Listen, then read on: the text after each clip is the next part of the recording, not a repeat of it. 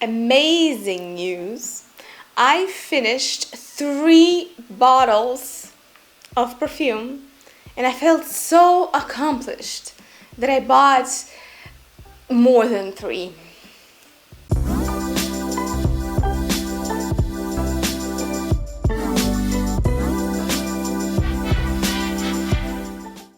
The first bottle that I finished is Shalimar Souffle, which is a flanker to the original, more resinous, almost kind of like gasoline type of heavy vanilla with citrus opening.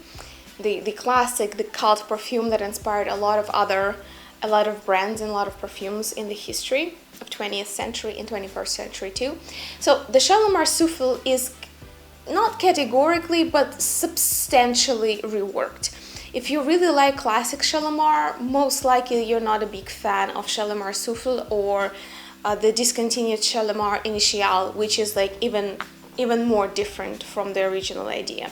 Here we get more of a, I don't want to say plasticky, but more of like neutrally, elegantly synthetic vanillin with creamy lemon. So in a way it makes me think more of a lemon tart or lemon curd rather than of what the original Shalimar represented. I enjoyed wearing it a lot, but at the same time it's not special enough with my 200 plus bottle collection to me really to seek the replacement. Like it's something, if you have it, you enjoy wearing it, but if you don't have it, you don't necessarily even think about it.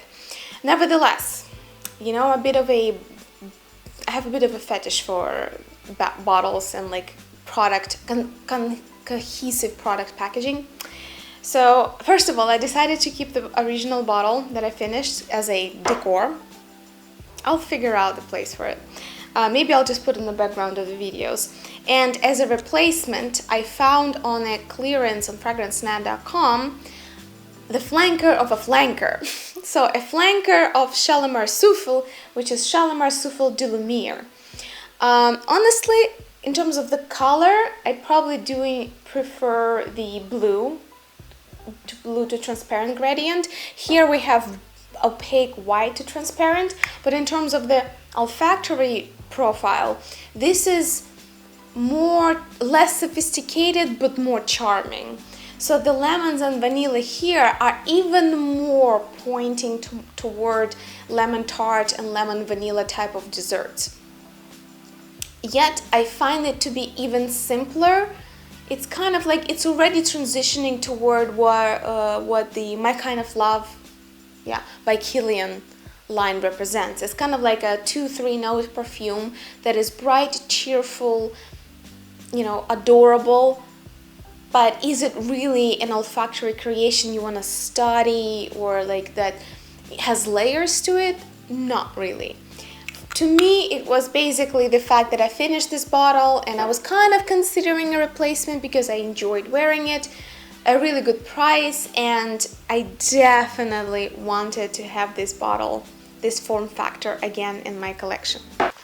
The next one I already featured in the best gourmands from my collection video. If you love gourmands, you should probably know I'm not the biggest fan, so for me it took a lot of very careful selection and thinking, and I don't really plan to redo this video anytime soon. So basically best of the best of the best, and I think this selection will hold on for quite a while.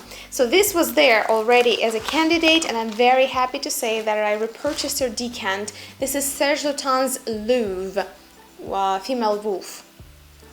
It's basically a very cyanide-like, amaretto-like bitter almond with a few kind of spice wrapping. It's poisonously addictive.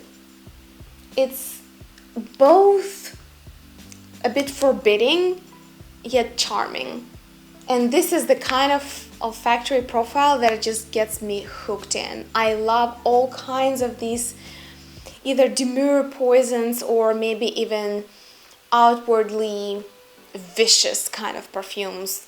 Another example would be Matahari, which is a very different perfume, but the kind of perfumes that have both soothing, kind of fluffy quality and teeth at the same time.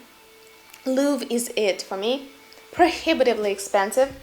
But I just wanted to report that I now added another 5 ml to my collection. And I got very lucky, actually. The eBay seller that I got it from. And if I don't forget, I'll leave you a link below, so you can also get lucky like I did.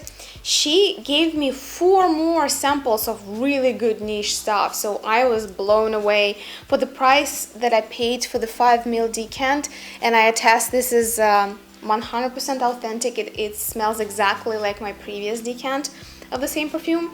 I think I paid like 20 bucks maybe. I got Ex Nihilo Sweet Morphine. I got Bond Number 9 Andy Warhol. I got Le Labo Elan 48.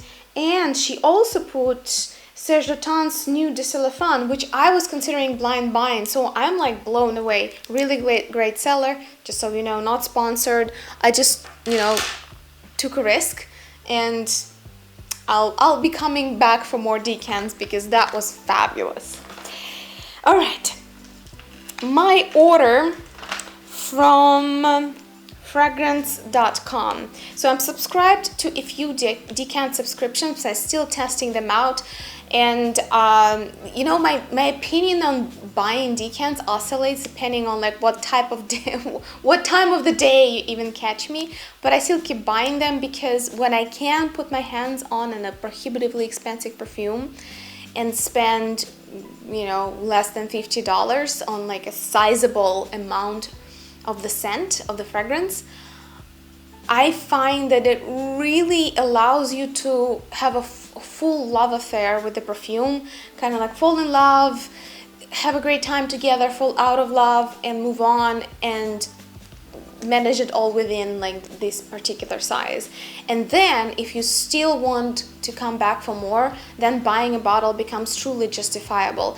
I wish I was more disciplined, so I would stop blind buying the bottles and just completely transition to decants, and the bottles would be just very rare kind of prized possessions, kind of like these very rare occasions when I buy a bottle. Hopefully one day I'll get there.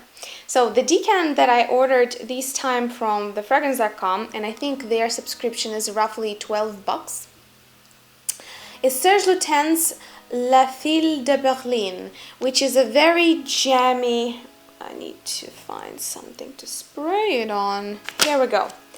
So La Fille de Berlin, the Berlin's Rose, is this sweet, like a typical sweetness that you can expect from the Serge Lutens. If you ever had any of their gourmand fragrances, you will know what I'm talking about. They have a bit of this characteristic, what I call like a very dense, rounded, sweet note, so sweet accord that for some reason, like I can hear it in every single gourmand perfume that they release. It has a bit of this kind of Bulgarian rose oil sourness, but I'm lucky to report I don't get it on my skin. I get it on the blotter, but when I put it on my skin, it becomes a little bit more souffle-like, it becomes softer, it becomes more, I don't want to say very similar, but more towards Elie Saab Essence No. 1 Rose. Here is the thing, I bought it specifically to compare to Elie Saab No. 1 Rose, one of the best sellers in the exclusive line by Elie Saab, and I have the full bottle. And this again is supposed to be this like classic kind of like deep red rose type of perfume. I'm kind of super curious to compare that with Elie Saab Rose Essence No. 1 and Jo Malone Red Roses, because this seems to be they're all trying to hit the same concept. And so far I only wore it a few times and I still prefer Elie Saab, to be honest. So I'll be wearing Serge Lutens La Fille de Berlin, but so far I can't foresee myself getting a full-size bottle yet. We'll see. The one that I got from Perfume.com, so that was Fragrance.net or Fragrance.com, and this is FragranceX/Perfume.com. Basically, each of the companies owns 2 sites. It just like depends like what do you know them better as. So this one was my attempt at a very kind of like intentionally contemporary niche. And the brand that I heard a lot of good things about is Nomenclature Holy Wood. So it's kind of like a play on words, like a pun. Hollywood, holy wood. What can I say? This strikes me as very Julian Has a Gun type of sour, grabby musk that you can find in their, I think, Miss Charming, Lady Vengeance, and a lot of their other perfumes. And the same thing that you can find in like Molecules, maybe Molecule Number 2 and like maybe others. This kind of like both sterile yet sour musky, like white musk, I think that's what I'm trying to say. I'm not a big fan. I prefer either animalic musks or skin-like musks, but these kind of like piercing, sterile, sour, almost like vinegarish type of musk is really not my favorite. As when you put it on the skin, you get more of those kind of woody composite notes, but it never really gets to the point of believable. And I find that even though perfume making is a form of art and it's supposed to be abstract to a certain degree, otherwise it just would be an odorant or a flavor. Yet the holy wood by Nomenclature just doesn't quite lure me in, at least not yet. So I'll be wearing it, but so far I'm not excited to sample more from this brand. And it's an act of extreme greediness. I got 3 decants from Scentbird. So the ones that I got are, I got myself all of the kind of like what I thought would be woody dry spices, something that is very, very on the thick gray border of so-called unisex. The first one is Montale Greyland. What I really like about how Scentbird sends their decants, that they send them with cards that you can also use as a blotter, and they have like the description of everything there. So here we go. Montale Greyland. I know that one of the most popular kind of spicy perfumes by Montale is, I think, black pepper, but that one either it wasn't available or it's just somehow I opted for this one because I thought it would be a little bit more complex. So the Greyland is intensely assertive cedar, black pepper, forest green, elemi demand for your attention, while a metallic sheer musk and supple resins shroud the base in sinuous, sweet smoke. You know, like I should probably make it a thing in my channel to do these kind of readings, because every single time there's like at least a few new words for me, or a few new expressions that really leave a vibrant imagery. Anyway, I find that the black pepper here, because that's why I bought it. I bought it for the sake of the black pepper.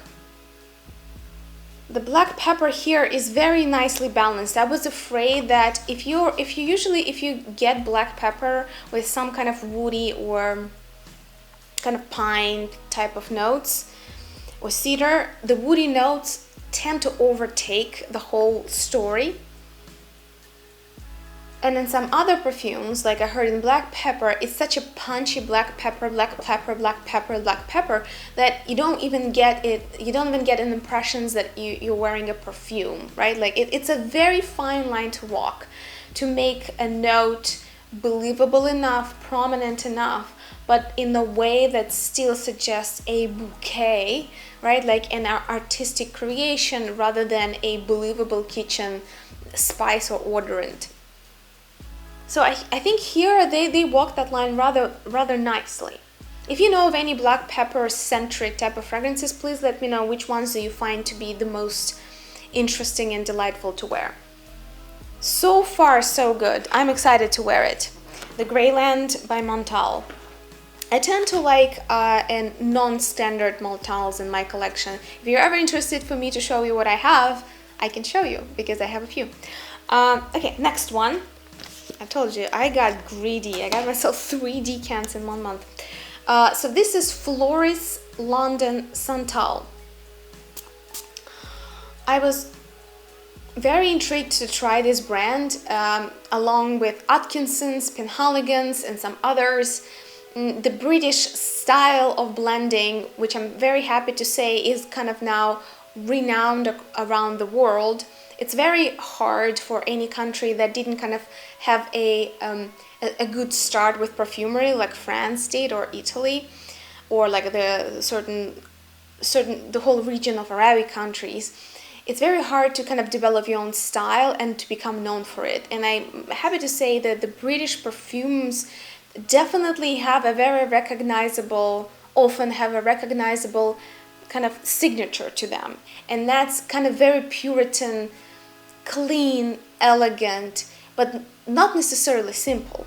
So Floris is one of those brands that I was dying to try, and I decided to start with Santal. As I told you, I was looking for dry, woody spices this fall. So this is Santal. Okay, here we go. Are you ready? I'm gonna read with declamation. Santal sculpts a powerfully elegant masculine image. I hate that. Oh my god. I usually immediately turn off any video of anyone, even the most beloved bloggers that I watch, if they say that something is feminine or masculine. It just, that's the end of the conversation for me usually. Okay. But that's what they say. From deep notes of green grass, lavender, nutmeg, and a sandalwood note so polished it gleams.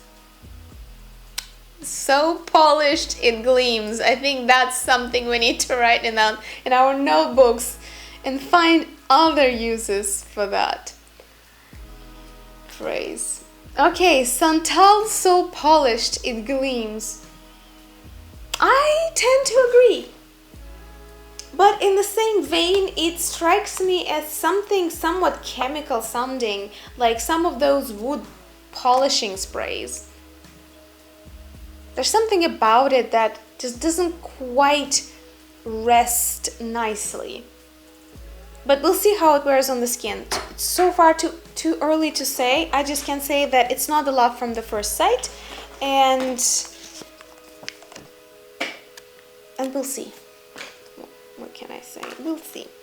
And the last one is a Santal wood. As you can see, like a very transparent naming. Santal wood. Okay. Santal wood's aromatic trio of fiery black pepper, warm nutmeg and sweet cardamom. I love cardamom. Anything cardamom I love. Is tempered by lush sandalwood and a bewitching, I should try to do it in ASMR style. Maybe not. And a bewitching base of patchouli and frankincense. This one, let me refresh it just ever so slightly. This one, I feel like very obliged to compare with Greyland. I find that this one is a little bit more user-friendly because I think of cardamom, nutmeg and frankincense. It's just a little bit fuller, softer, ever so slightly sweeter. None of these is like a sweet gourmand by any means, but the Santal wood is a little bit fuzzier. It's a little bit, it's a little bit cuddlier, just in comparison. While Greyland to me is just, it's like the dust, what was left of of that throne in the Game of Thrones, of the dragon completely melted it down. That's what the Greyland makes me think of. The ashes of that throne. The Santal wood on Montale is a little bit more of a cozy sweater type of fragrance, but it still has substance to it.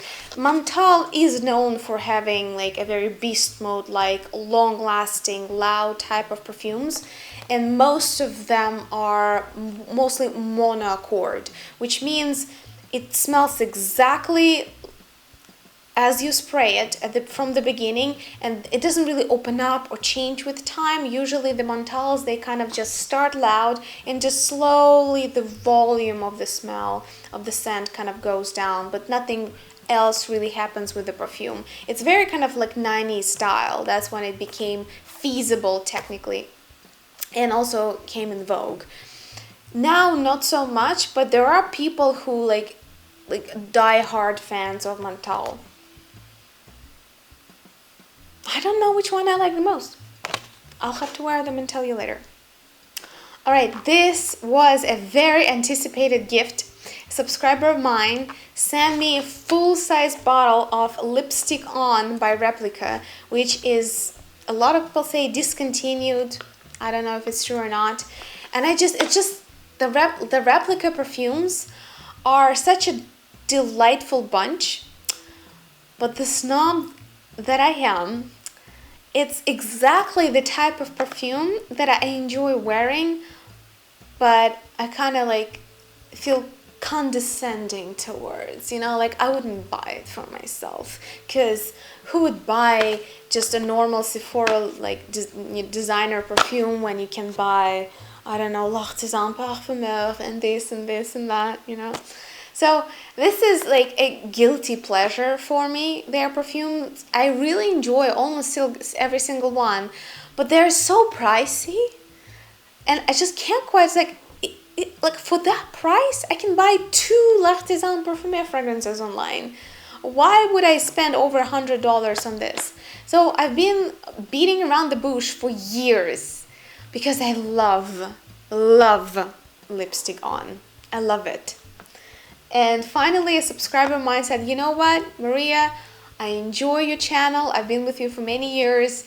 Please accept this gift, and I will forever be grateful that she put me out of my misery, because as a gift, I feel like extra need to indulge in gratitude and love for this fragrance, because it's, you know, now it's more than fragrance.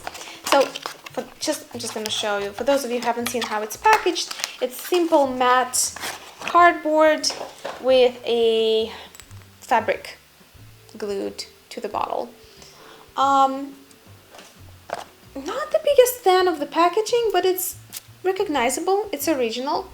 Such a delightful, gourmand, powdery, kind of like this like powdery puff in your face with iris in the kind of cotton candy with on the background. It's my true guilty pleasure. I have either already published or will soon publish a special edition of all the best powdery fragrances, and basically the overview of all powdery fragrances in my collection. So this will be featured there. This is a bit of a can't stop, won't stop type of situation. Another Histoire de Perfumes. I'm sorry, they just had such a wonderful sale on Fragrance Buy Canada that I still missed out on a few. But at this point, I firmly understand I have an addiction. I have a bit of a collecting bug when it comes to this brand, and I need to stop. And I'm stopping. I'm stopping now. The last one, hopefully for a while, that I'll get from them is Noir Patchouli.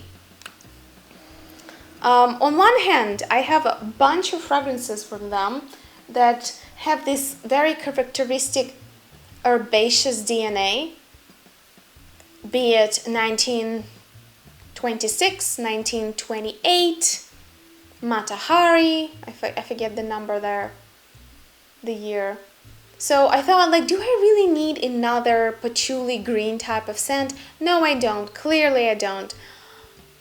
but I really wanted to try it. So Noir Patchouli, and I'm not even the biggest fan of patchouli, but this is a oilier, darker, a bit almost bitter type of green scent. It's, if I had to compare it with Matahari is this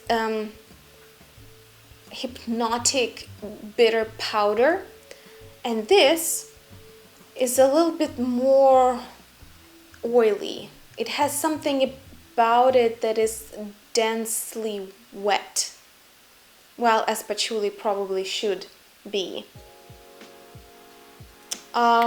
Delightful fragrance for those of you who love shippers, who love patchouli in general. I think probably one of the best brands to work with patchouli accords is Histoire de Parfums. Almost every version of patchouli or green or herbaceous type of scent that they do is just spectacular. So I'm very happy to add these to my collection. It's a 60 ml. Alright, okay, alright. I was overly optimistic that I could fit it all in one video. So I'm gonna take a coffee break, and hopefully very soon we're gonna do it again. I'm gonna have like a whole box here, and I will not stop tonight. I'll record through the whole night until we're finally caught up on all of the beautiful, amazing, mesmerizing scents that I acquired lately. Believe me, it's one of my best catches in a long time. So I'm really eager to share with you. So saying goodbye, but not for long. I'll see you in the next part very soon, probably in a day or two. I just need some time, to get all the materials, edit, upload. You know the deal, you know how it works probably by now. So thank you so much for watching. If you found any particular notes, names of the houses, particular type of fragrances that you would like me to talk more about at more length, please let me know in the comments below. Please share your experiences with fragrances, any of these if you ever had them. And I'll be waiting for your feedback. We'll see you in the comments, and till the next video.